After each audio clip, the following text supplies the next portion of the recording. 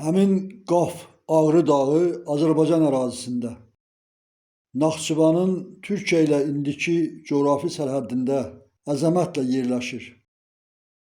Ağrı dağ ətəyindən, yer altından qalxan od min illərlə, əsrlərlə daşlar arasından alovlandığından uzun müddət ərzində o daşlar yanaraq böyük, kiçik, çox yüngülləşdiyindən o daşlara Naxçıvanda puf, fuf, tuf daşı deyiblər. Bu adı ona görə belə adlandırıblar ki, yəni yüngül olub, tikinti yükünə tab gətirməyən, tikintiyə yararlı olmayan bir daş kimi adlandırıblar. Əlavə olan adlardan biri də daban daşı, yəni dağ ətəyinin dabanından, aşağısından yığılan, yanmış, yüngülləşmiş daş kimi də adlandırıblar. Naxçıvanda xalq arasında deyərlər ki, tufağın dağlar, tifağın dağlar. Bu deyim heç də qarğış mənası daşıyıcısı deyil. Bu əslində etdiyin, edəcəyin iş boşdur, yüngüldür. O etmək istədiyin işin yükünü daşımağına dəyməz. O yüngül, boş, mənasız bir işə baş qoşma. O dağlar xəbərdarlıq məna daşıyıcısı olub. İndiki vaxtda bu ərəfədə həmin Qaf Ağrı dağı yatıb yuxulamayan, ancaq mürgüləyən vulkanik dağlar sırasına aid olan dağdır. Dağ adı qəribə bir məna daşıyıcıdır. Yəni dağ vurar, dağlayar, yandırar.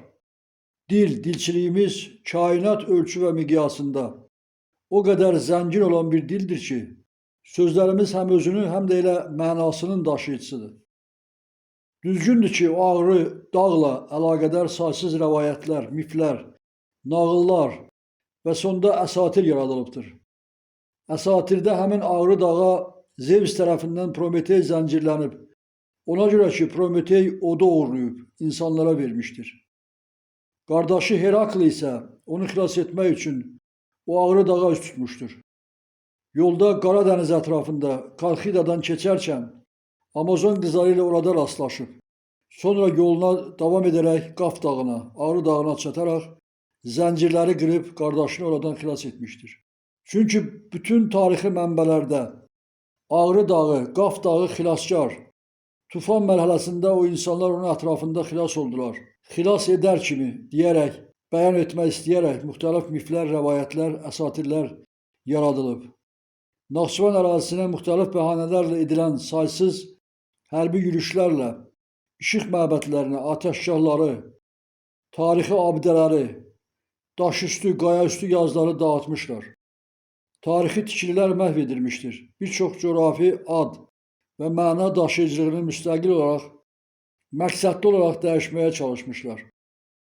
Tufandan sonra, su tədricən çəkilməyə başlayandan sonra Həzrəti Nuh üç oğlunu və onlarla yanaşı o dövr xilas olmuş insanlardan seçərək onları ayrı-ayrı müxtəlif istiqamətlərə göndərdi.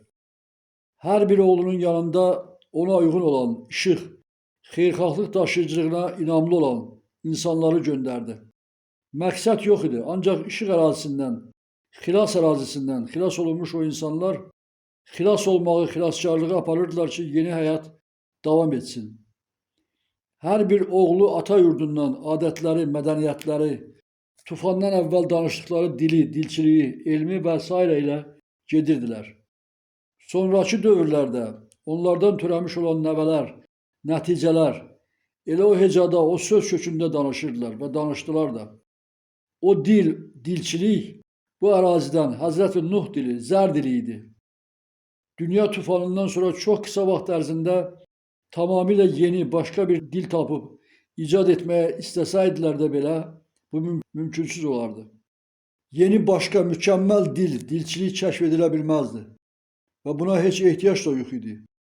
Dilçilik böyük mürəkkəb bir sistem olduğundan onu insan istədiyi vaxt, istədiyi kimi kökündən dəyişmək, başqa cürə sistemləşdirmək qarşısında acizdir. Sözün, fikrin yönü dəyişilə bilər, amma kökü, hecası dəyişilmir. Çox sonralar uzaq ətraf ərazilərdən ata yurduna, baba yurduna gələn o törəmələr ilkdə olduğu kimi o dildə, o hecada danışırdılar.